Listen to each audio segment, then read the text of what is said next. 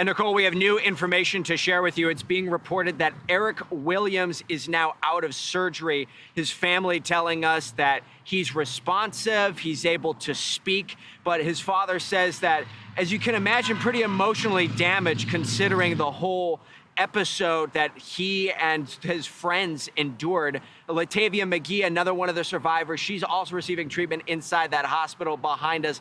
But the other two victims did not make it out of Mexico alive. Safely on U.S. soil with the help of an armed convoy, the two surviving Americans ambushed in Mexico, now being treated in Brownsville, Texas. For days, they were missing. Video making the rounds on social media of the group being attacked, thrown into trucks, and taken away. Eric Williams was found injured and needed care upon returning to the States. Latavia McGee was rescued physically unharmed.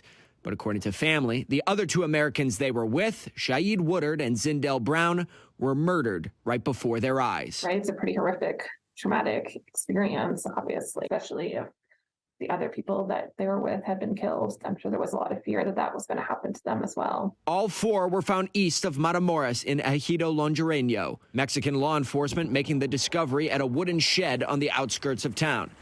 The ambush, a reminder of the dangers Americans face in Mexico, largely due to organized crime.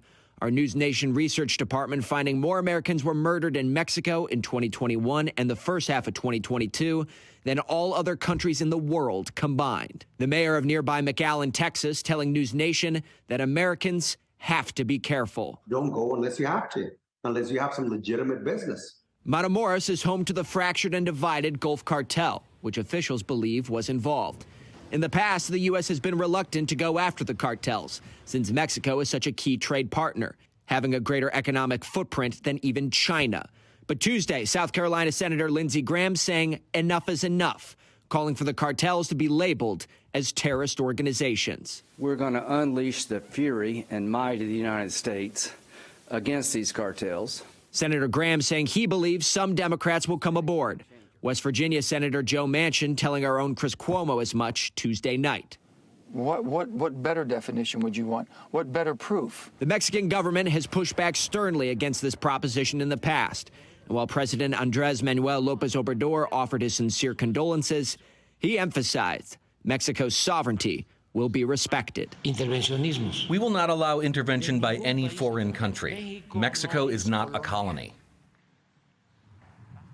Local residents here in South Texas tell us that this whole incident, it's jarring, but not necessarily surprising. Everyone here telling us that they are well aware of the dangers in that part of Mexico and say it's really just an everyday part of life down here. Nichole? Yeah, very sad and tragic. Robert, thank you for that.